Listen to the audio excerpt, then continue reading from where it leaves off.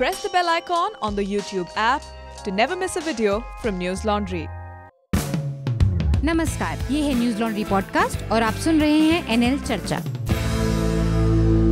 नमस्कार, मैं हूं अतुल चौरसिया। आपका खर्चा आपकी चर्चा हफ्ता दर हफ्ता हम एक बार फिर से लेकर आए हैं न्यूज़ लॉन्ड्री का हिंदी पॉडकास्ट एनएल चर्चा। ये होली का हफ्ता चल रहा है, तो इस हफ्ते हम होली की भी बात करेंगे और हमारे साथ अनिल यादव हैं और साथ में हमारे न्यूज़ लॉन्ड्री के अपने स्तंभकार आनंद वर्धन हैं। आप दोनों लोगों का स्वागत है। नमस्कार, धन्यवाद। होली रही तो मुझे लगता है कि कुछ एक आध चीज़ें जो आप लोगों ने कल, तो मुझे ऐसा डर लगा कि इनसे बात हुई अनिल भाई से, तो इनका कहना था कि स्थिति ऐसी है कि एक जगह मिलना था, वहाँ पे मुलाकात में ये पहुंच नहीं पाए। और उसकी जो इन्होंने उसका संदेशा जो व्हाट्सएप पे लिख के भेजा, उन्होंने रोमन में लिख के भेजा कि आना संभव नहीं है, आप सभी लोगों को होली की शुभकामनाएं और सप्रेम। तो जब सप्रेम इन्होंने लिखा तो SPREM लिखा, तो उसी से लोगों को अंदाज़ा लग गया कि इन्होंने रोमन में जो सप्रेम लिखा है वो एकदम स्पर्म होते होते बच गया, तो नशा चढ़ा रहा होगा होली का, इसलिए इनकी वहाँ पे मौजूदगी संभव नहीं हो पाई। तो एक बहुत अच्छा गीत है जो कि नज़ीर अकबराबादी का है। तो मुझे लगता है कि जब फागुन रंग झमकते हों तब देख बहारें होली की, तो उसको अपने श्रोताओं को सुनाया जाए और इसके बाद अपनी चर्चा को आगे बढ़ाया जाए। नहीं, इसको इसलिए भी सुना जाना चाहिए कि ये नज़ीर बनारसी का लिखा है और बताता है कि हमारी साझी संस्कृति उसका रंग कितना गहरा है। खासतौर से ऐसे समय में जब कम्युनल आधार पर सोसाइटी को डिवाइड करने की बहुत बड़े पैमाने पे कोशिशें हो रही हों, तो इस तरह के गीत बार बार सुने जाने चाहिए। तो हम पहले इसको सुन ही लेते हैं, हमारे श्रोताओं के सामने रख देते हैं, जो कि चंदन तिवारी हैं, बिहार के आरा से आती हैं, हमारी दोस्त हैं और बहुत ही खूबसूरत आवाज़ में उन्होंने इस पूरे गीत को गाया है। जब फागुन रंग झमकते हो तब देख बहारे होली की, और डफ के शोर खड़कते हो तब देख बहारे होली की। जब फागुन रंग झमकते हो तब देख बहारे होली की।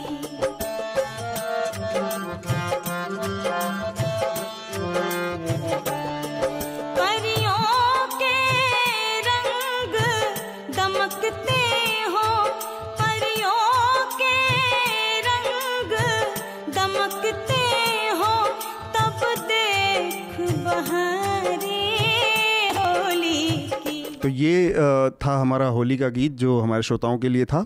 और अब हम अपनी चर्चा को आगे बढ़ाते हैं। इस हफ्ते कई सारी चीज़ें हुई हैं, जिसमें एक भारतीय जनता पार्टी का पहली जो सूची है लोकसभा चुनाव में लड़ने वाले उम्मीदवारों की, वो आई है। और इस सूची की एक खास बात है कि लालकृष्ण आडवाणी अब सक्रिय राजनीति में, चुनावी राजनीति में शायद नहीं रहेंगे। उनकी सीट जो गांधीनगर की परंपरागत सीट थी, उस पर से अब अमित शाह को चुनाव लड़ाया जाएगा। इसके अलावा पूर्व रक्षा मंत्री और गोवा के मुख्यमंत्री मनोहर पर्रिकर का निधन हो गया पिछले हफ्ते। वो कैंसर से जूझ रहे थे। उनकी जगह पर प्रमोद सावंत को बनाया गया है नया मुख्यमंत्री। इसी बीच में नीरव मोदी, जो कि हिंदुस्तान से काफ़ी मोटा पैसा पंजाब नेशनल बैंक का, मतलब पब्लिक मनी लेकर भगे हुए हैं, 13,000 करोड़ रुपए की करीब रकम बताई जाती है। नीरव मोदी और उनके मामा है मेहुल चोकसी, इन दोनों लोगों ने मिलकर जो गबन किया है, उनको लंदन में गिरफ्तार कर लिया गया है। उससे भी जुड़ी बहुत दिलचस्प कहानी है जिस पर हम बात करेंगे। और इसके अलावा बरखा दत्त, जो कि पत्रकार हैं, टेलीविज़न पत्रकार हैं वरिष्ठ, उनके खिलाफ जो सोशल मीडिया में अजीब उल्टी सीधी अफवाहें फैलाई गई, गालियां दी गई और उनको मारने की धमकी तक दी गई,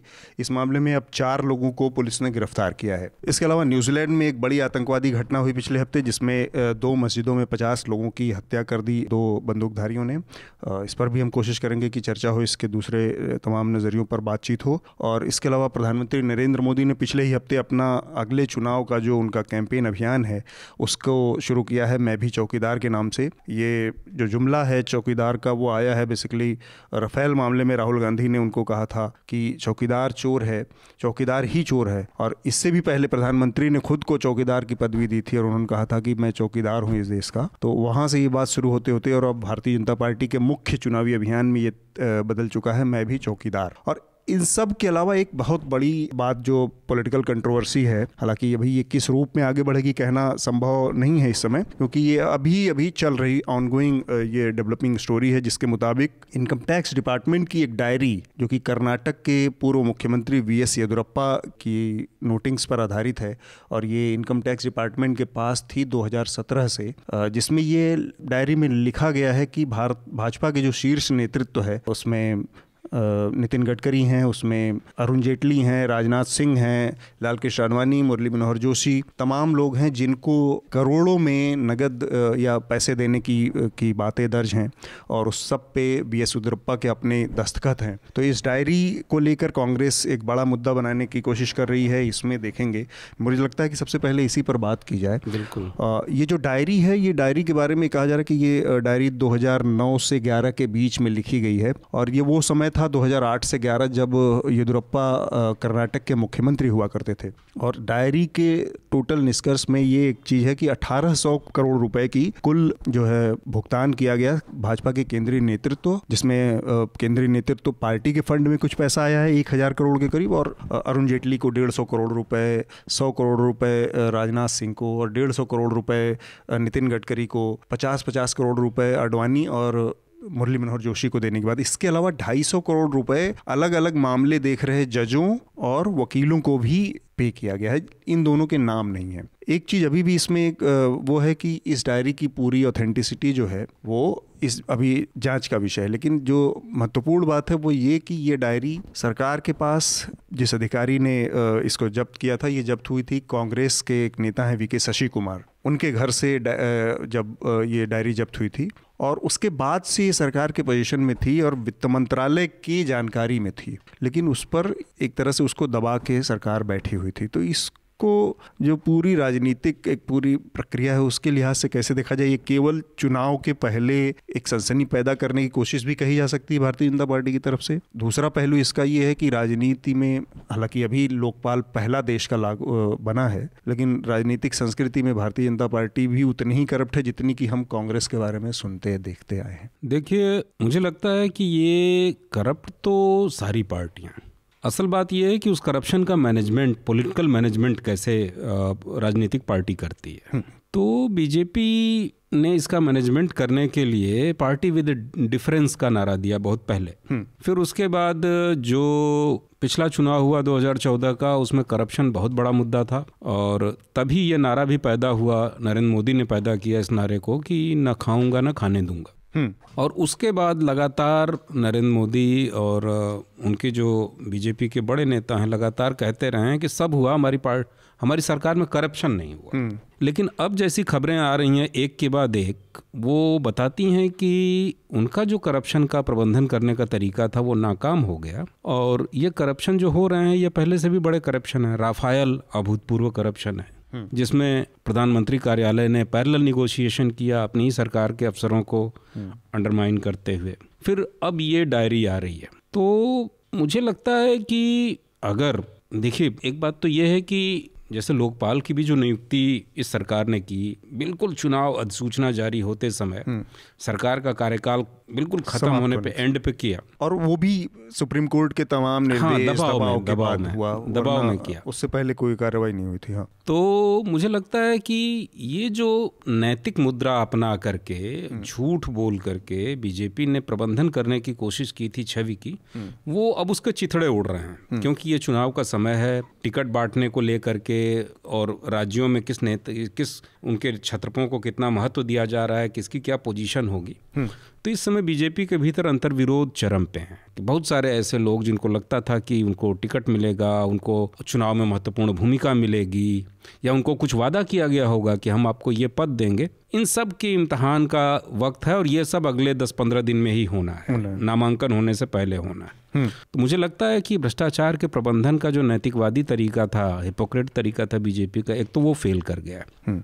दूसरा ये बताता है कि येदियुरप्पा और कर्नाटक में बीजेपी के कुछ नेता बहुत बेचैन हैं, बहुत परेशान हैं। वो उनकी कुछ उम्मीदें थीं अपने राष्ट्रीय नेतृत्व से, कहिए प्रधानमंत्री मोदी से, अमित शाह से, अरुण जेटली से, जिनके भी नाम दिखाई दे रहे हैं। तो अगर सचमुच अपनी छवि के प्रति भी भाजपा चिंतित है तो चाहिए कि इसकी जांच हो, लेकिन मुझे इसकी उम्मीद कम लगती है क्योंकि ज़्यादातर मामलों को बीजेपी एक नकली मुद्दों के शोर में ढकने की कोशिश कर रही है। क्योंकि ये जो नया जो चुनावी नारा आया है, मैं भी चौकीदार, ये भ्रष्टाचार के एक आरोप के जवाब में ही आया है। हाँ, तो रफेल और ये सब चली रही तो हो सकता है कोई एक और नारा आए और इसको दबाने की कोशिश की जाए। आनंद, ये अभी चूंकि स्टोरी चली रही है लेकिन मामला पुराना है और परिस्थिति जन्य बहुत सारी चीज़ें इससे जुड़ी हुई हैं कि, और येदियुरप्पा का अपना पूरा का पूरा कार्यकाल इस तरह के आरोपों से घिरा रहा है भ्रष्टाचार के।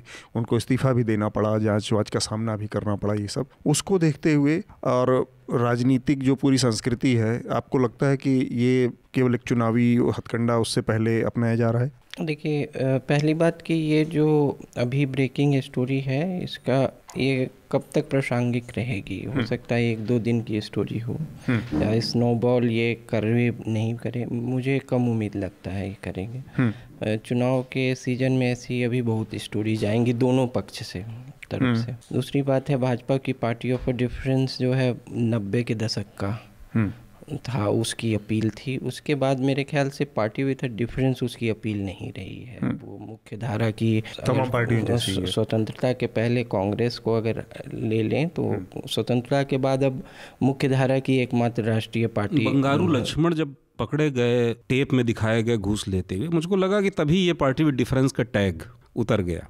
तो वो है मुख्य धारा की राष्ट्रीय पार्टी है जिसमें कि परसेप्शन की लड़ाई ज़्यादा लड़ेगी कि भाजपा रिलेटिवली करप्शन फ्री एक तुलनात्मक दृष्टि से जो राजनीति में जो है इमीडिएट जो है एसेंशियल पे हमेशा भारी पड़ता है। तो इमीडिएट जो है कम से कम ऐसी छवि तो है उसकी। हाँ, यूपीए से अगर देखें तो जैसे रफेल वगैरह चिपका नहीं मोदी के साथ। अगर चिपकता तो वो जो है मैं भी चौकीदार को कैंपेन इशू बनाते ही नहीं। वो अगर कई चीज़ें हैं जैसे डिमोनेटाइजेशन ही है या रफेल ही है या कुछ है, इसके हम लोग कितने भी उसका आलोचनात्मक विश्लेषण कर लें, लेकिन हो सकता है कि आम लोगों में जाइएगा तो या तो वो उदासीन है, कोई विचार ही नहीं है उस पे। वो तो ठीक है, इसके पॉलिटिकल वो तो कुछ भी हो सकता है, ये भी नहीं है तो वो परसेप्शन की या फिर रफेल ही कोई चिपका नहीं उस पे। तो इसकी है अब ये जो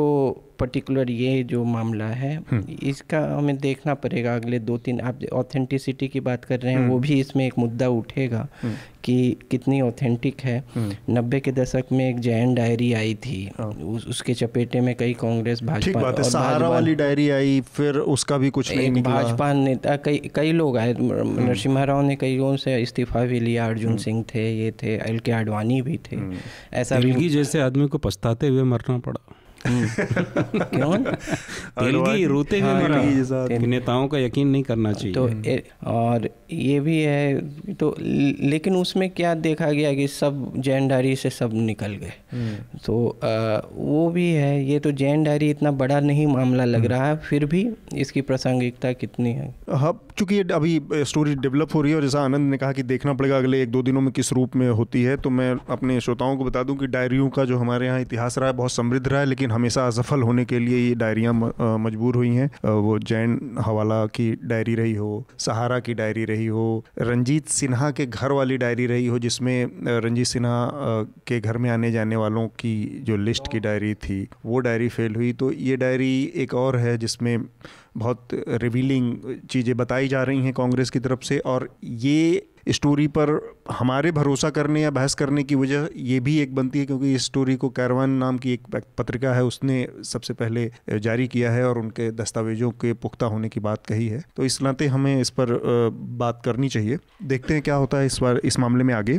जो हमारा अगला विषय था वो जो चुनाव की प्रक्रिया में भारतीय जनता पार्टी ने अपने 184 नए उम्मीदवारों की घोषणा की है, नामों की, उस पर हम बात करना चाह रहे थे। अनिल से मैं जानना चाहूँगा क्योंकि अनिल आपने उस दौर में पत्रकारिता की है और उस केंद्र में रहकर उस धुरी में रहकर पत्रकारिता की है जिसने आडवाणी को बनाया और जिस आडवाणी ने भाजपा को बनाया। मैं बात कर रहा हूँ 90 से 92, 93 से 95 के बीच का वो बहुत उथल पुथल वाला दौर जब राम मंदिर की पूरी वो रचना रच रहे थे और उसके जरिए भारतीय जनता पार्टी के मुख्य धारा की सबसे बड़ी ताकत बनाने का काम कर रहे थे आडवाणी। उस आडवाणी को देखकर और आज उनके पतन को देखकर ये दो जो व्यक्तित्व का ह्रास है उसको कैसे आप देखते हैं ये 30-25 सालों में? देखिए, मैं इसको व्यक्तित्व के ह्रास के रूप में नहीं देखता, मैं व्यक्तित्वों के नवीनीकरण के रूप में इसको देख रहा हूँ। जैसे ही ये अनाउंस किया गया कि अमित शाह गांधीनगर से चुनाव लड़ेंगे, वो सीट जिसको मोदी ने कई बार पार्लियामेंट में रिप्रेजेंट किया, तो मुझे लगा कि आडवाणी गांधीनगर से लड़ा करते थे, कई बार सांसद रहे, तो मेरे दिमाग में पहली बात यही आई कि आडवाणी का समय बीत चुका है और अमित शाह ही नए आडवाणी हैं। देखिए, लाल कृष्ण आडवाणी जब आए थे तो बीजेपी बहुत एक डिलेमा जैसी स्थिति में थी। वो चाहती तो थी कि अयोध्या में राम मंदिर बने, लेकिन वो कोई रास्ता उसको नहीं मिल रहा था कि बड़े पैमाने पे लोगों को मोबिलाइज करे, उनके सपोर्ट को विन कर सके। ऐसे में लाल कृष्ण आडवाणी ने सांप्रदायिक राजनीति के लिहाज से बहुत नया, बहुत बोल्ड और एक तरह से रिवोल्यूशनरी काम किया, कहना चाहिए। जो रथ यात्रा निकाली उन्होंने सांप्रदायिक राजनीति को रिवोल्यूशनाइज किया। उस यात्रा के परिणाम स्वरूप पूरे देश में दंगे हुए, सांप्रदायिक तनाव बढ़ा, वो जाके बिहार में गिरफ्तार हुए और उसके बाद बीजेपी को एक नई ताकत मिली पार्लियामेंट्री पॉलिटिक्स में हस्तक्षेप करने की, और उसके बाद उसकी सरकारें बनी गईं। अमित शाह के आने के पहले भी यही स्थिति थी कि बीजेपी में नेतृत्व का गंभीर संकट था, उनके पास कोई ऐसा संगठन करता नहीं था। उत्तर प्रदेश में बहुत, सबसे बड़े राज्य में बीजेपी में सवर्ण बनाम पिछड़ा बहुत भयानक झगड़ा चल रहा था। तो ऐसे में अमित शाह ने अपनी तौर तरीकों से, चाहे वो पैसा बांटना हो, चाहे पीआर कंपनियों और एड कंपनियों से पार्टी का प्रचार अभियान डिजाइन करवाना हो, चाहे विधायकों को खरीदना हो, उनको रिजॉर्ट में बंद करना हो, इसी को हमारे मीडिया ने चाणक्य कहना शुरू किया। तो मुझे लगता है कि अमित शाह आडवाणी के ही नए वर्जन हैं, और कल अमित शाह नहीं होंगे तो कोई और आएगा, अगर पॉलिटिक्स इन्हीं लाइंस पे चलनी है तो ये इसे मैं व्यक्तित्व के ह्रास के तौर पे नहीं देख रहा हूँ। हम असल में ये जो चर्चा कर रहे हैं अभी, आडवाणी जी सक्रिय राजनीति के लायक उम्र नहीं रही, 52 साल की उम्र होने जा रही है, 90 के ऊपर चले गए हैं, लेकिन चुनावी राजनीति से उनका जो ये की विदाई हुई है, तो उस लिहाज से जो लेगेसी का मामला है उनकी राजनीति में, उसको किस लिहाज से, एक तो ये है कि अनिल ने बताया कि सांप्रदायिक राजनीति का एक उनका वो रहा और बहुत बोल्ड तरीके से उन्होंने उसको प्रोपगेट किया, आगे बढ़ाया। तो इसके अलावा हम वर्तमान संदर्भ में जब देखते हैं तो आडवाणी एकदम इतने ताकतवर उस पर मौजूद रहने के बाद, एक आदमी जिसके उससे एक डिप्टी प्राइम मिनिस्टर थे, लेकिन ये कहा जाता है कि बाद के सालों में उनके ही इशारों पर वो चलने लगी थी भारतीय जनता पार्टी की सत्ता, उसमें तमाम तरह के उठा पटक भी थे, और बाद का 5 साल जो पिछला रहा उसमें हमने देखा कि आडवाणी एकदम व्यक्तित्व विहीन आदमी रहे, जिनकी तमाम उठापटक में किसी बात पर कोई विचार किसी को नहीं मालूम, वो क्या सोचते हैं, क्या देखते हैं, पार्टी के अंदर उनकी क्या हैसियत है। तो उस लिहाज से ये जो दोनों बदलाव रहे, इसको आप कैसे देखते हैं आनंद? मार्गदर्शक मंडल में उनको पहुंचाना उनके राजनीतिक उसको खत्म करने की पहली सीढ़ी थी। ये ऑबिचुरी नहीं है। हाँ, वही ये ऑबिचुरी नहीं है, लेकिन वो अब चुनाव चूंकि नहीं लड़ रहे हैं, अब राजनीतिक ऑबिचुरी है। राजनीति चूंकि ऑबिचुरी काफी बार मुझे लिखना पड़ता है, तो उतना नकारात्मक में नहीं अभी होता हूँ। लेकिन ये आडवाणी के स्वास्थ्य का भी एक तरह से ये मानदंड है कि उनको 92 के भी उम्र में माना जा रहा है कि वो लड़ सकते थे, चर्चा हो रही है, क्योंकि पब्लिक जो फंक्शंस है उसमें दिख जाते हैं, अभी भी विशेष कोई चलने फिरने में दिक्कत नहीं दिखती है। तो एक तरह से इस बीच में उनको उपेक्षित और अपमानित भी बहुत किया गया, वो बल्कि सिंबल हो गए अपमान के और उपेक्षा। हाँ, वो है, मैं बोल रहा हूँ कि 90-92 में बहुत लोग, जैसे कि अभी नजर नहीं आते सार्वजनिक जीवन में लोग, जैसे करुणानिधि जो हैं, वो भी एक उनका देहांत हुआ, वो इस एज में लगभग जो है स्वास्थ्य के कारण अप्रासंगिक हो गए थे। लेकिन आडवाणी स्वास्थ्य के कारण एक उम्मीदवार अभी भी माने जा रहे थे, लेकिन नहीं, ये एक है।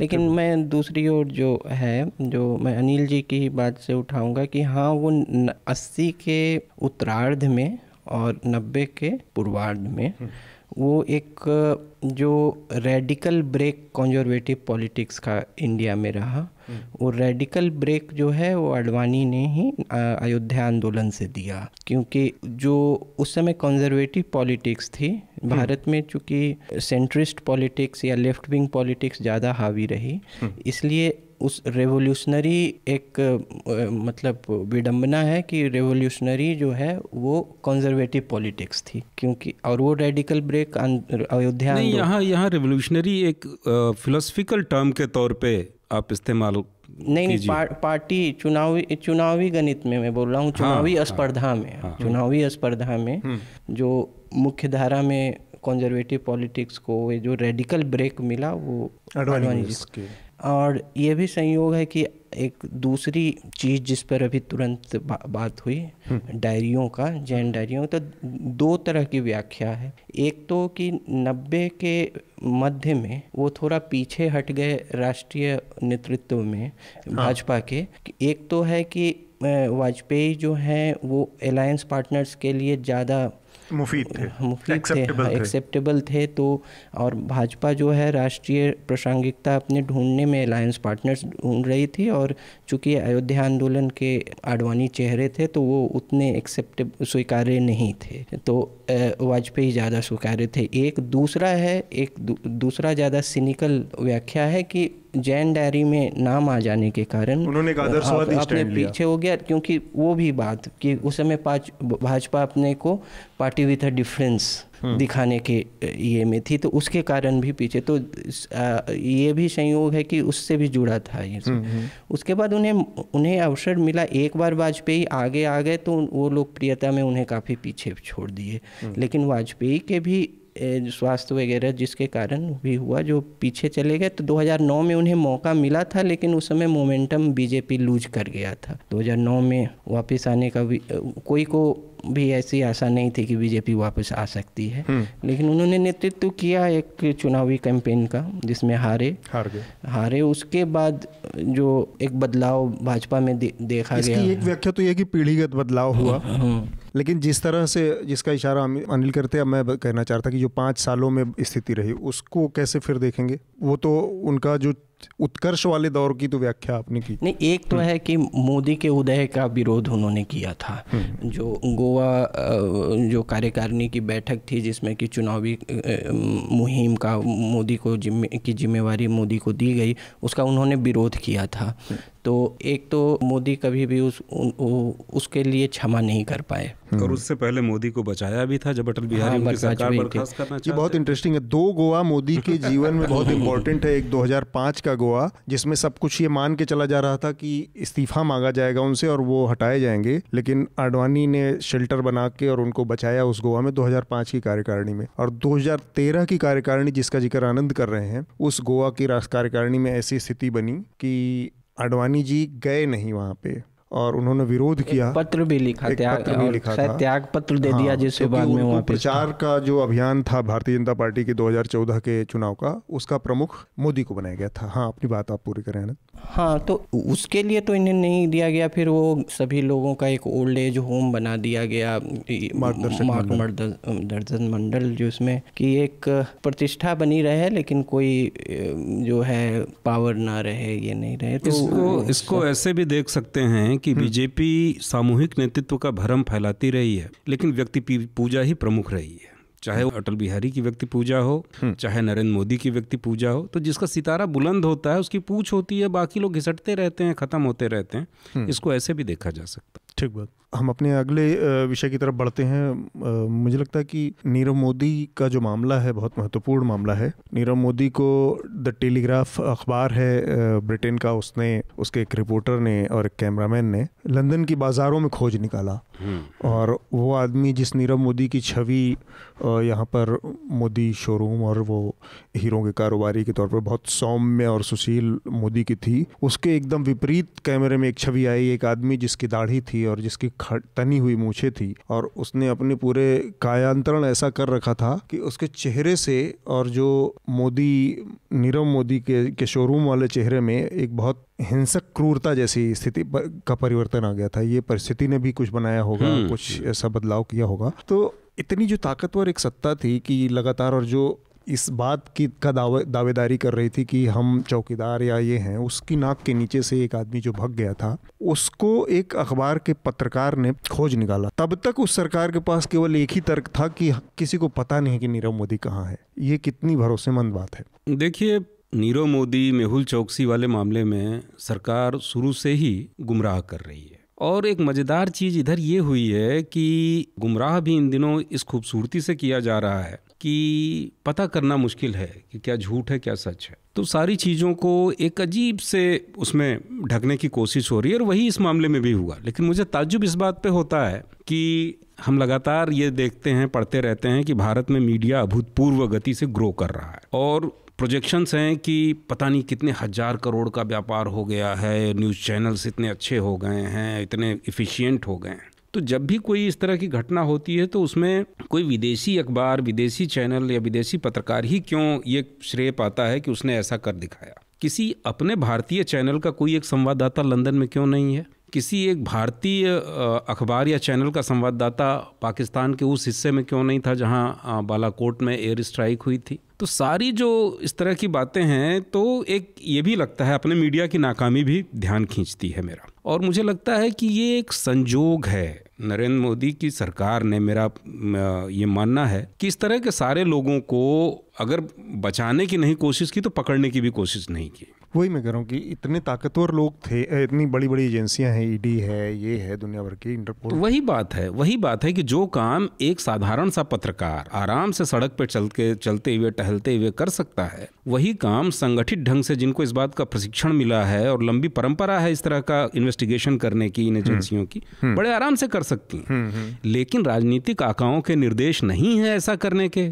इसलिए नहीं किया जा रहा है। जब निर्देश होते हैं तो 24 घंटे में नतीजे आते हैं। तो इसे अनिच्छा ही कहा जाएगा। और मुझे तो ये भी लगता है कि अगर धोखे से, गलती से नरेंद्र मोदी से वो ट्वीट न हुआ होता, मैं भी चौकीदार वाला, जो नीरव मोदी को बधाई देने वाला था, को सूचित करने वाला था, और उस कारण नीरव मोदी बहुत दिनों बाद चर्चा में आ गया, ऊपर आ गया। तो मतलब मेरे इंट्यूटिव माइंड को ये भी लगता है कि अगर वो घटना न हुई होती तो शायद उसके बाद कुछ नहीं होता। नीरव मोदी पे सन्नाटा ही रहता।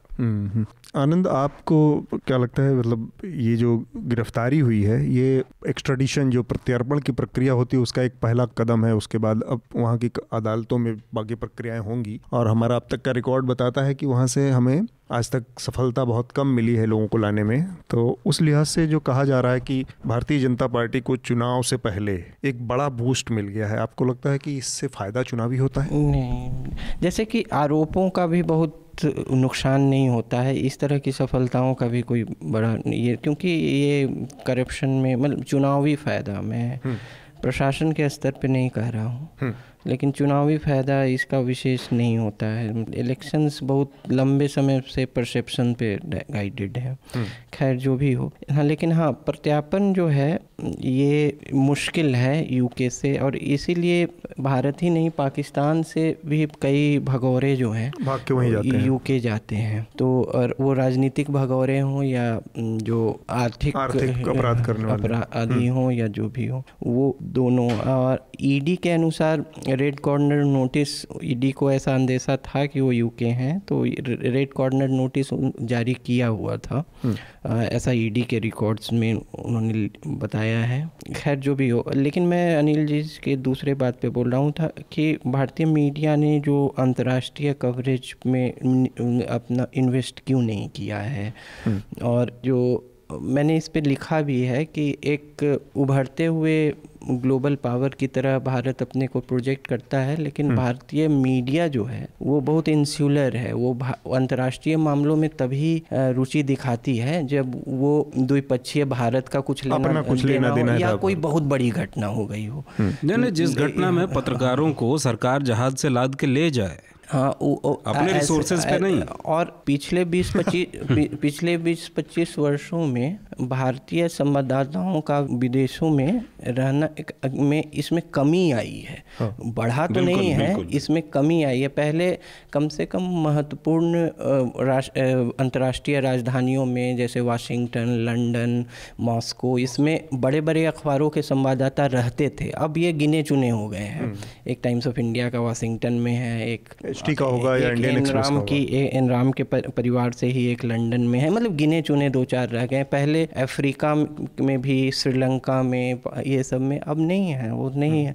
तो ये भी है एक तो कि अंतर्राष्ट्रीय मामलों में क्या पाठकों का में रुचि में अभाव है, या फिर सभी समाचार एजेंसियां जो रॉयटर्स, AFP, इसी सब पर आप लोग पूरी तरह, या और जो राष्ट्रीय परिप्रेक्ष्य है, जो राष्ट्रीय बिंदु रखना है, जो भारत के संदर्भ में चीज़ों का विश्लेषण है, वो भी इससे भी इसकी हानि हो रही है, क्योंकि एजेंसियां तो अपने अनुसार देती हैं और वो तो केवल तथ्यों को एक सजा के रख देंगी। अगर उसके दाएं बाएं जाना, उसका विश्लेषण करना है, उसमें बहुत सारी अंदर की चीज़ें निकालनी, इन्वेस्टिगेशन जैसा कोई चीज़ इन्वॉल्व है, तो वो कैसे होगा बिना अपने रिसोर्स। जैसे अर्नब जब रिपब्लिक लेके आए तो उन्होंने कहा था कि विश्व मानचित्र पे भारत की बिंदु होगी ये, मतलब कि तो ऐसा लगा था कि कोई अंतर्राष्ट्रीय मतलब है जो अल जजीरा टाइप का भारत का जवाब होगा उसको, लेकिन वो नहीं, कोई ग्लोबल पर्सपेक्टिव नहीं है।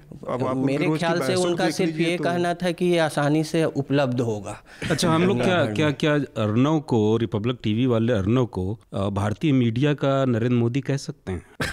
भारतीय मीडिया का नरेंद्र, क्योंकि उन्होंने भी बहुत सारे वादे किए, बहुत सारे दावे किए, विश्व मानचित्र पे भारत को लाने, विश्व गुरु बनाने। उसकी ब्रांडिंग उन्होंने इसी तरह की थी कि जैसे कि ये एक अंतर्राष्ट्रीय चैनल जैसा होगा। हाँ, तो क्या हुआ, क्यों नहीं बन पाया?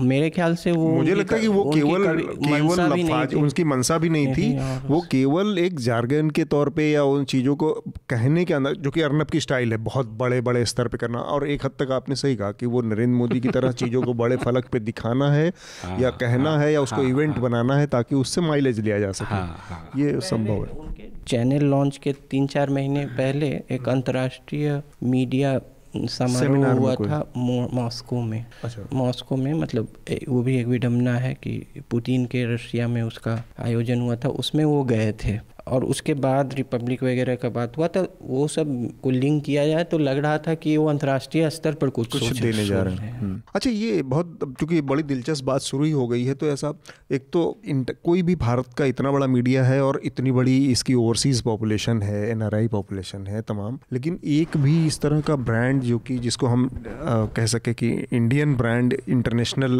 तौर पर रिकॉग्नाइज ब्रांड, अल जजीरा की तरह, CNN की तरह, इस तरह का ये ना हो पाने की और क्या वजह है? मतलब ये एक बड़ी दिलचस्प चीज़ है कि एक तो हो सकता है कि हिंदुस्तानी जो समाज है उसके इंटरनेशनल मामलों में इतनी दखल नहीं है, इंटरेस्ट नहीं है। नहीं, ऐसा नहीं है, ऐसा नहीं है। आप अगर इंटरेस्ट नहीं होती तो BBC जैसा चैनल और रेडियो इतनी क्रेडिबिलिटी और पॉपुलैरिटी भारत में क्यों पाता? इसकी जगह कोई लोकलाइज ब्रांड होना चाहिए था।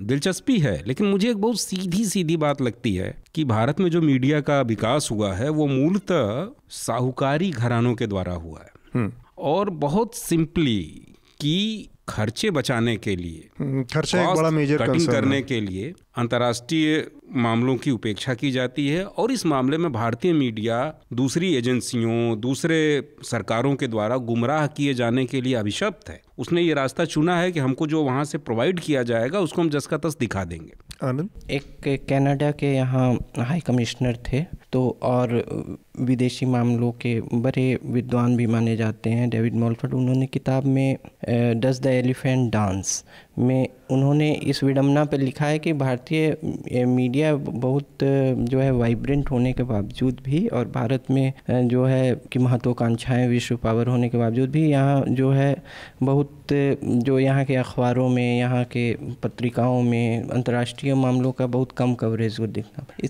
इसे मैंने एक बार जो पूर्व भारतीय विदेश सचिव हैं श्याम सरन, उनसे मैंने पूछा भी था एक इंटरव्यू में, तो उन्होंने कहा था कि ऐसा है कुछ हद तक, लेकिन आप अगर न्यूयॉर्क में न्यूयॉर्क टाइम्स पढ़ेंगे और उसमें, लेकिन वहाँ में भी पाठकों में उतनी रुचि नहीं है विदेशी मामलों में, लेकिन जगह दे दिया जाता है, लेकिन पाठकों में उतनी रुचि नहीं है। लेकिन एक चीज़ इसमें और है कि आप जैसे, अब तो पत्रिकाओं का ऐसे भी पतन हो गया है, उसमें लोग पढ़ नहीं रहे हैं, लेकिन अब जैसे इंडिया टुडे को हटा दें, आउटलुक को, उसमें इंटरनेशनल कवरेज का सिर्फ भारत, श्रीलंका जो बायलैटरल मैटर्स हैं उसी के रहते हैं या कोई ऐसा नहीं अंतर्राष्ट्रीय है। और एकमात्र जो है जो दूसरे मामलों को वो फ्रंट लाइन है, तो फ्रंट लाइन इतना ज़्यादा वामपंथी है कि उसमें ये ऐसे नहीं पढ़ा जा सकता है कि ये वास्तविक रूप से महत्वपूर्ण न्यूज़ है। ऐसा लगता है कि मतलब एक लेफ्ट विंग एजेंडे तो उसकी भी, और न्यूज़ चैनल्स का तो खैर कुछ कहना ही नहीं है। तो न्यूज़ चैनल्स तो अंतर्राष्ट्रीय मामलों का एक 30 मिनट का कैप्सूल भी नहीं दिखाते हैं।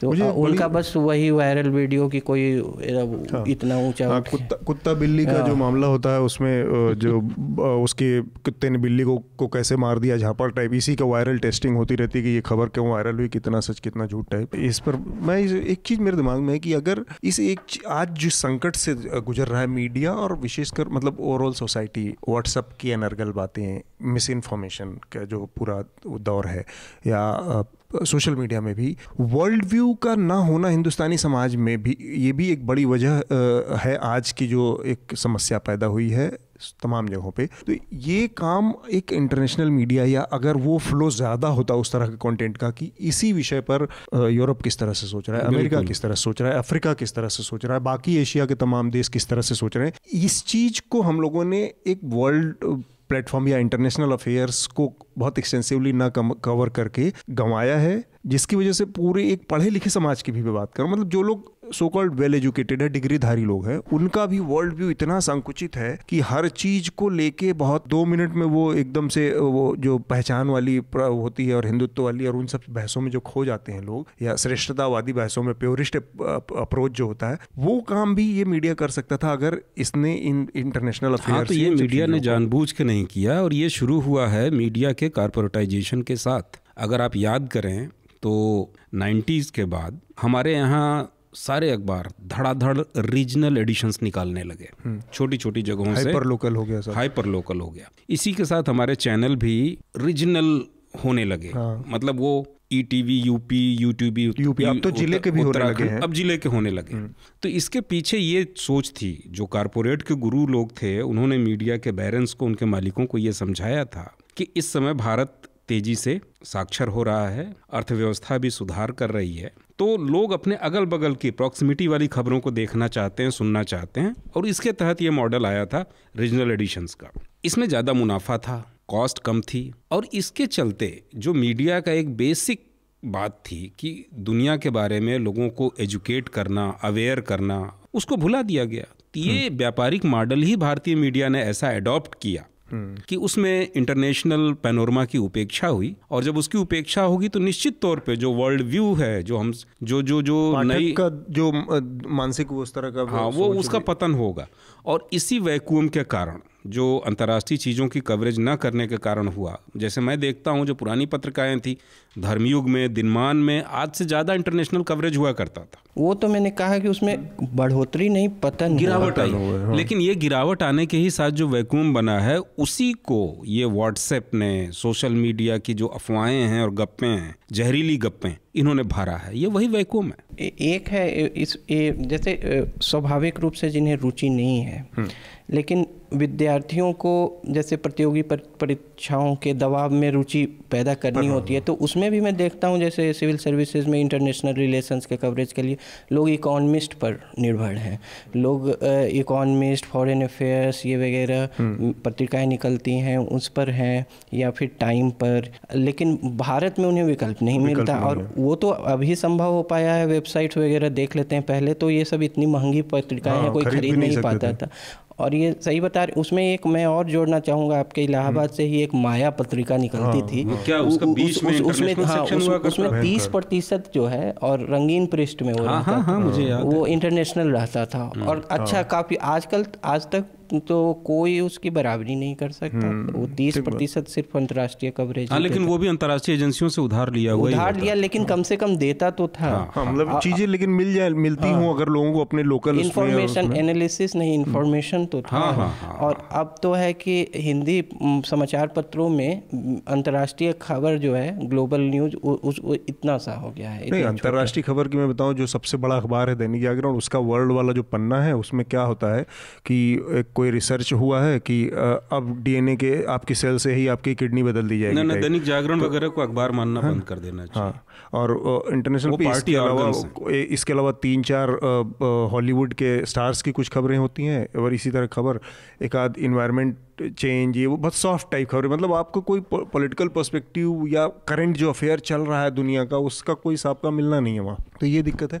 मुझे लगता है कि ये एक अच्छी बहस थी जो हम लोगों के लिहाज से बहुत ज़रूरी है कि इंटरनेशनल मीडिया के बारे में। हाँ, एक आखिरी जो विषय है उस पर हम बात कर ले, समय भी अब कम ही है हमारे पास। एक तो न्यूजीलैंड वाला मामला है जो कि मुझे लगता है ज़्यादा इंपॉर्टेंट है, और बरखा दत्त का मामला है। हालांकि बरखा दत्त वाले मामले में ठीक हुआ कि कम से कम देर सवेर एक कार्रवाई शुरू हुई है। ऐसी एक पूरी जमात बन गई है पत्रकारों की और बुद्धिजीवियों की, लेखकों की, दोनों साइड के, कहीं के भी हों। हाँ, लेकिन ये इसलिए संभव हो पाया कि बरखा दत्त ने इनिशिएटिव लिया, FIR कराई, लगातार परस्यू करती रही। तो सिर्फ इस मामले की मौखिक शिकायत लोग ना करें, अगर उनको ट्रॉल किया जा रहा है, गाली गलौज की जा रही है, उनके साथ वायलेंस की जा रही है, तो कानूनी रूप से लड़ें। हाँ। ये जितने तत्व हैं ऐसा करने वाले बहुत कमजोर और लंपट किस्म के लोग हैं। अगर आप चेहरा छुपा है तो बस इनके प्रोफाइल्स अगर आप देखें, उसमें से एक सेल्समैन है, एक कसाई है, एक शेफ है, एक जो है कहीं शेफ वेफ नहीं है, कहीं वो होटल में पे काम करने वाला होगा, हाँ, इस तरह का। और तो ये वो लोग हैं जिनके भीतर मीडिया ने, व्हाट्सएप मीडिया ने, सोशल मीडिया ने, टीवी मीडिया ने जो लगातार जहर भरा है, ये उसका रिफ्लेक्शन है। तो ऐसे लोगों के खिलाफ लोगों को इनिशिएटिव लेना चाहिए, सिर्फ शिकायत नहीं, रोना नहीं चाहिए, लड़ना चाहिए। न्यूजीलैंड में जो घटना हुई उसको मैं चाहूँगा आनंद और अनिल आप लोगों से थोड़ा सा विचार आप लोगों के जाने, और इसके बाद फिर हम अपनी आज की चर्चा को रोकेंगे। पूरी दुनिया में एक दक्षिणपंथ का उभार चल रहा है, इसको ये रिफ्लेक्शन यहाँ पर हम मुसलमानों के खिलाफ देखते हैं, वहाँ पर मतलब ईसाइयों के खिलाफ देखते हैं। यूरोप में तमाम घटनाएं हुई, न्यूजीलैंड में उल्टा हुआ, वहाँ मुसलमान टारगेट बन गए। तो ये एक जो राइट विंग का एक मूल तत्व है पूरी दुनिया में कि दक्षिणपंथ जहाँ पर भी भारी हो, इसको आजकल एक नया वर्ड दिया गया है, क्रिप्टोफासिज्म कह रहे हैं। तो ये केवल इतना सीधा सा मसला है कि अब पूरी दुनिया में जो जहाँ पे भारी हो रहा है वो उसको अपने हिसाब से चीज़ें निपटा ले रहा है। जहर भरा हुआ है चारों तरफ, तीनों हर तरह के समुदाय में। देखिए, मुझे ये कहना बड़ा अजीब लगता है कि दक्षिण पंथ का उभार हो रहा है। इससे ये ध्वनि आती है कि जैसे कोई चीज़ नेचुरली हैपन हो रही है, जैसे कोई पौधा जमीन से उग रहा है, जैसे कहीं से पानी निकल रहा है। ऐसा नहीं है। मुझे लगता है कि पॉलिटिशियंस की एक पूरी की पूरी पीढ़ी सारी दुनिया में आई है जिसने जो बेसिक मुद्दे थे, जो किसी भी डेमोक्रेसी के बुनियादी मुद्दे हैं, उनको एड्रेस करने के बजाय, क्योंकि उन मुद्दों को एड्रेस करने में जोखिम है, आपको काफ़ी वक्त लगाना पड़ेगा, बहुत एनर्जी लगानी पड़ेगी, बहुत काम करना पड़ेगा, तब आप उन मुद्दों का कुछ कर पाएंगे। जहाँ तक शिक्षा है, स्वास्थ्य है, टेक्नोलॉजी है, ये सारी चीज़ें, मतलब ये लॉन्ग रूट है। इसके बजाय इस लीडरशिप ने क्या किया है, जो न्यू लीडरशिप है, जिसको राइटिस्ट लीडरशिप कर रहा है, शॉर्टकट पकड़ लिया। इसने लोगों के फियर्स का, लोगों के जो भय हैं, और ख़ास तौर से शहरों में बसने वाली, अपनी जड़ जमीन से, अपनी संस्कृति से कटी हुई एक विशाल मध्यम वर्गीय आबादी के जो डर हैं, उनके डरों को इन्होंने हवा दी है कि आपके देश पे शरणार्थी कब्जा कर लेंगे, EMI वाली जो आबादी है, हाँ, आपके देश पे मुसलमान कब्जा कर लेंगे, आपके देश पे यहूदी कब्जा कर लेंगे, आपके देश पे रोहिंग्या कब्जा कर लेंगे, आपके देश पे बांग्लादेशी कब्जा कर लेंगे। इसी के पैरेलल, चूंकि इस लीडरशिप ने, जैसी पॉलिटिक्स होती है वैसा ही देश होता है, इस लीडरशिप ने किसी मूल्य के बारे में, आदर्श के बारे में, स्वप्न के बारे में बात करना बंद कर दिया, चाहे यूरोप हो चाहे एशिया हो। तो अब निश्चित तौर से लोग नस्ल में, चमड़ी के रंग में, धर्म में श्रेष्ठता खोजने लगे हैं, और इसको फैन करने के लिए, इसको प्रोपेगेट करने के लिए मीडिया भी बड़ी सकारात्मक भूमिका निभा रहा है। तो ये जो घटना हुई है न्यूजीलैंड में, इसके लिए वो लीडरशिप जिम्मेदार है कि जो शरणार्थियों की, धार्मिक झगड़ों का कोई हल खोजने के बजाय उसका फ़ायदा उठा करके पावर में आती है, पावर में बना रहना चाहती है, और इसी प्रचार के जहर का नतीजा है कि ये हत्याकांड हुआ और आगे भी होते रहेंगे। कोई भी लेके निकल पड़ा एक बंदूक।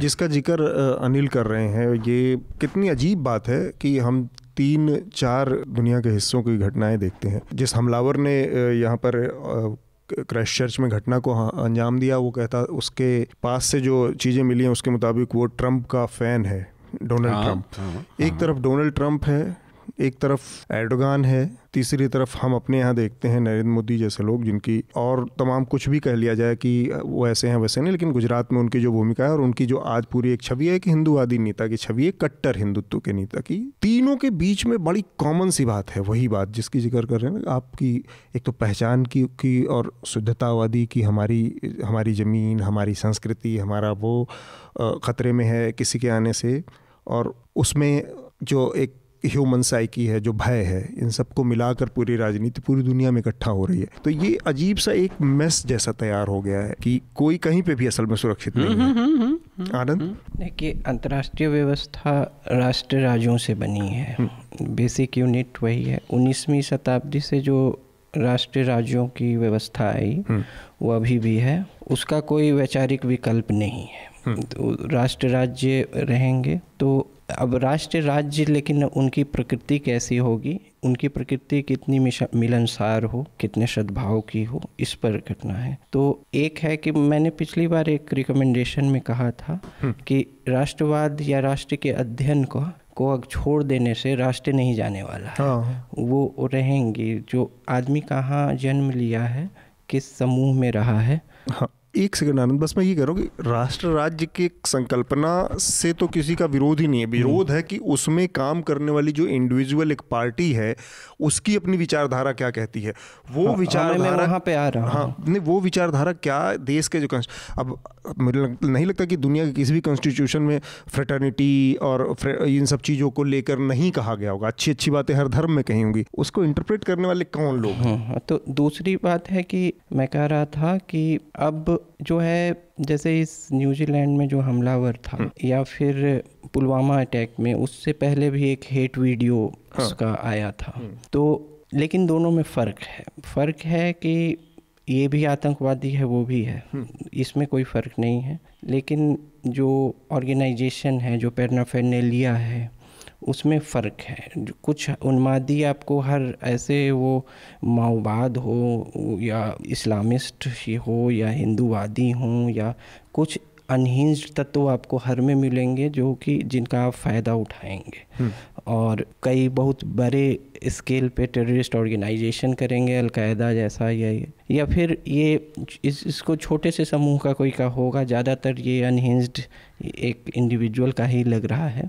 हाँ। लेकिन ऐसा नहीं है कि ये सिर्फ एक है, इस तरह के और लोग भी इस तरह की विचारधारा से प्रभावित होंगे, देने वाले तो बहुत लोग होंगे। ये एक दूसरा पक्ष है। लेकिन टेरर इंफ्रास्ट्रक्चर में इसका, और फिर न्यूजीलैंड जो है बहुत जटिल समाज नहीं है, जो वो एक वैनिला टाइप का समाज है। और इनफैक्ट उसका जो पड़ोसी है ऑस्ट्रेलिया, वो नस्ल को लेकर और कई चीज़ों से लेकर ज़्यादा जटिल समाज है। वहाँ इसका ऐसा होना ये भी है।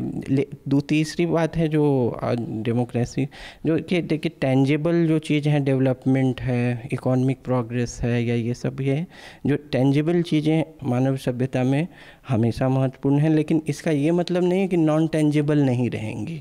जैसे आइडेंटिटी पॉलिटिक्स नॉन टेंजिबल, जिसे आप देख नहीं सकते हैं, उन तरह की, जैसे बेनेडिक्ट एंडरसन ने नेशनलिज्म को इमेजिन्ड कम्युनिटी कहा कि ये कम्युनिटी कोई है नहीं लेकिन इमेजिन कर ली जाएगी और ये महत्वपूर्ण होगी हमेशा, वो नेशनलिज्म के स्तर पे हो, रीजनलिज्म के स्तर पे, लेकिन आइडेंटिटी पॉलिटिक्स हमेशा रहेगी, वो जाएगी नहीं। लेकिन इसमें आप सब मिलकर जो है सद्भाव से कैसे रहें नेशनल इमेजिनेशन में, ये ज़्यादा बड़ा चैलेंज है। तो वही तो मैंने कहा कि जो इंटरप्रेट करने वाले लोग हैं उनकी भूमिका है, उन्होंने ही मिलके, और ये ऐसा समय है कि एक साथ, इसीलिए मैंने 3 अलग अलग लोगों के दिए। एक हिंदूवादियों का हृदय सम्राट है, एक एर्डोगान है, एक क्रिश्चियनिटी का वो ट्रम्प वहाँ पे। तो पूरे समाज, इन लोगों ने मिल के एक ही तरह की सोच को बढ़ावा दिया है, कोई अलग नहीं कहीं किसी तरह। एक कॉमन चीज़ तो ये भी है इन तीनों के साथ कि ये बड़े उद्योगपतियों को खूब संरक्षण दे रहे हैं, इनका सारा सद्भाव उनके प्रति है। न कि अपने देश की जनता के प्रति। ये भी एक कॉमन बात है कि ये तीनों के तीनों बड़े मल्टीनेशनल कॉरपोरेशंस को पैटर्नाइज कर रहे हैं। हम अपनी आज की चर्चा को यहीं रुकेंगे। मुझे लगता है कि काफ़ी अच्छी चर्चा हुई है आज, और हालांकि 3 ही लोग थे। आनंद का कहना था कि आज थोड़ा कम में ही निपटाया जाए क्योंकि कम लोग, 3 ही लोग हैं तो ज़्यादा खींचेगा नहीं, लेकिन अपना जो काल की गति है अपने समय तक पहुंच गई। तो हम अपनी चर्चा को रोके, उससे पहले आज का रिकमेंडेशन जो है संबंधित अंतर्राष्ट्रीय वाला जो है फोकस्ड चर्चा है हुई, वो ठीक हुई ना, क्योंकि मीडिया वॉचडॉग के तौर पे न्यूज़ लॉन्ड्री को जाना जाता है, तो मीडिया किससे जुड़े सब। ठीक बात है। तो रिकमेंडेशन आनंद आपका क्या होगा? मेरे 2 हैं। एक प्रणव राय की किताब आई है चुनाव पर, द वर्डिक्ट। मैं उसे महत्वपूर्ण इसलिए मानता हूँ कि चुनाव सीजन में कई किताबें आई हैं, लेकिन ये किताब एक बेसिक प्राइमर है जो चुनाव विश्लेषण में हम लोग चीज़ें जब शब्दावली देखते हैं उसके बारे में कुछ ज़्यादा जानते नहीं। ये तो एक वो है। दूसरा है कि डेटा का जो उन्होंने विश्लेषण किया है, तो प्रणव राय को जो 80 के दशक में जो लोग पहले एक चुनाव मतलब एक अर्थशास्त्री और चुनाव वैज्ञानिक के तौर पे जानते थे, तो ब्रॉडकास्टिंग में उनका जाना एक तरह से उस मतलब विद्वता के लिए एक तरह से नुकसान था।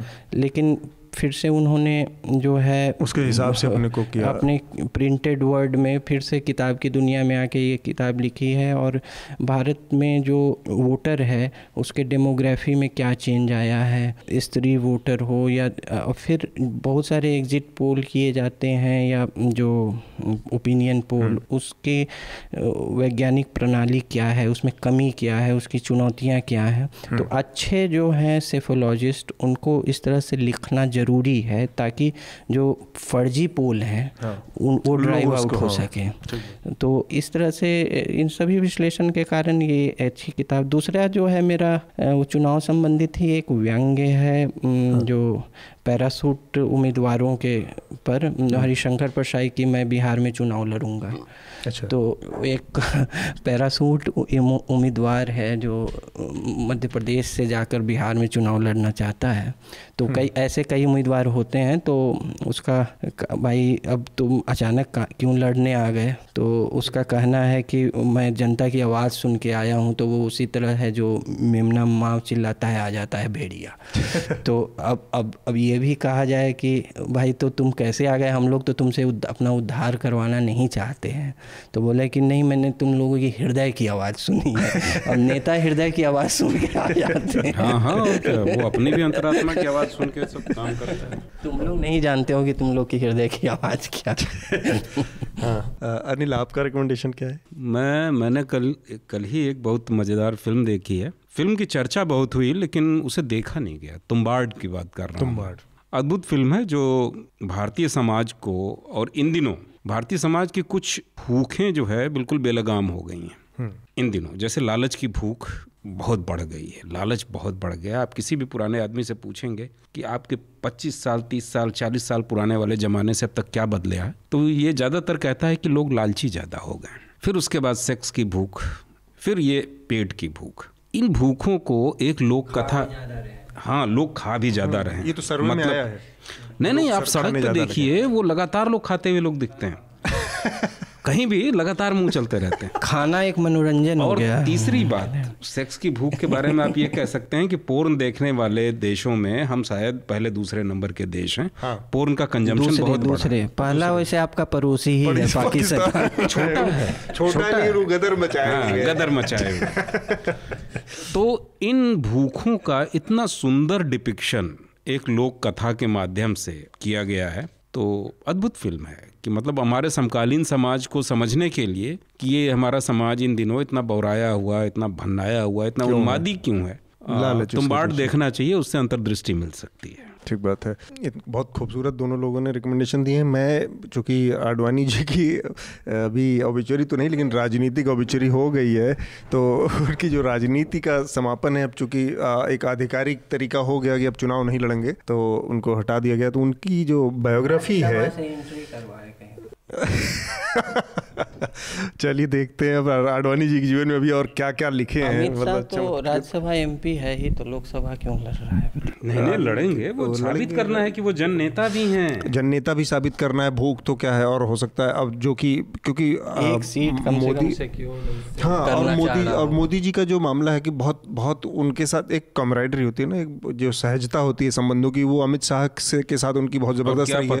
क्या पता आने वाले चुनाव के बाद गृहमंत्री पद के उम्मीदवार हों, ये भी हो सकता है। नहीं, मुझे तो ये लगता है कि अगर मोदी जी ठीक ठाक मतलब बीजेपी की सरकार बनाने की स्थिति होती है तो मोदी जी की सरकार में वो गृहमंत्री होंगे। जैसे गुजरात का जो सेटिंग थी उसमें उनके साथ उनको काम करने का अच्छा अनुभव है, तो एक ये संभावना तो रहेगी ही। तो मेरा जो रिकमेंडेशन था वो इसी से जुड़ा था। आडवाणी जी की आत्मकथा है जो माई कंट्री माई लाइफ, मेरा देश मेरा जीवन करके, वो मैं इसलिए नहीं, वो बेसिकली आडवाणी की जो पूरी यात्रा रही है, एक तो ये इस लिहाज से मुझे वो बहुत फैसिनेट करता है एक आदमी की वो आज़ादी के पहले का भी दौर देखा और आज़ादी के बाद से पहले इलेक्शन से लेके आज तक के हर इलेक्शन का बहुत नज़दीक से गवाह रहे आदमी ने चीज़ों को क्रमबद्ध किया है। और उसमें राजनीति के बहुत सारे जो जिसके बारे में हम कई बार केवल कल्पना करके सोच देते कि ऐसा थोड़ी ना होता होगा, असल में वो सब चीज़ें राजनीति में होती हैं कि कैसे सोनिया गांधी वहाँ पर मुलायम सिंह से समर्थन की हुकारी लेकर राष्ट्रपति से मिलने जाती हैं और यहाँ पीछे से प्रेस कॉन्फ्रेंस आडवाणी मिलकर करवाते हैं कि नहीं उनको समर्थन नहीं दूंगा मैं, सोनिया विदेशी हैं, तो मुलायम सिंह कहते हैं। तो चीज़ें होती हैं राजनीति में और इसी तरह से होती हैं। नहीं, तो उस जीवनी को जो है स्वतंत्रता के बाद जो इतिहास 2-3 जैसे विपिन चंद्र या रामचंद्र गुहा लिखा है, तो वो तो खैर पेशेवर इतिहासकार हैं, उन्होंने अपने एक एकेडमिक रिगर से लिखा, लेकिन इस आडवाणी की जीवनी को एक दस्तावेज माना जाता है और सब जीवनियों से उससे बेहतर लिखा गया है। उन्होंने उसमें मेहनत किया है। बहुत लोग राजनीतिक तो घोस्ट रिटन करवा लेते हैं, किसी और से लिखवा लिया। ठीक है, तो उस लिहाज से ये जिनकी भी थोड़ा सा राजनीति में ये दिलचस्पी हो, ये हिंदी अंग्रेज़ी दोनों में उपलब्ध है, तो इसको ज़रूर पढ़ा जाना चाहिए। और किसी लिहाज से नहीं, तमाम तरह की विचारधाराओं से ऊपर उठ के हिंदुस्तान की राजनीति और जिस रूप में शुरू होकर आज यहाँ पहुँची है उन चीज़ों का एक आपको आइडिया मिल जाएगा। इसके साथ ही हम अपनी आज की चर्चा को यहाँ पर रोकेंगे और आपसे वो अपील करते हुए अपनी बात ख़त्म करेंगे कि न्यूज़ लॉन्ड्री को सब्सक्राइब करें या फिर किसी भी ऐसे मीडिया संस्थान को सब्सक्राइब करें जिसे आप पसंद करते हैं, क्योंकि आपके समर्थन से जो मीडिया खड़ा होगा वो आपकी बात ज़्यादा करेगा और किसी भी तरह के पॉलिटिक्स या कॉरपोरेशन के दबाव से भी मुक्त रहेगा। आप दोनों लोगों का बहुत बहुत शुक्रिया, धन्यवाद। न्यूज लॉन्ड्री के सभी पॉडकास्ट टिचर, iTunes और दूसरे पॉडकास्ट प्लेटफॉर्म पे उपलब्ध हैं। खबरों को विज्ञापन के दबाव से आजाद रखें, न्यूज लॉन्ड्री को सब्सक्राइब करें।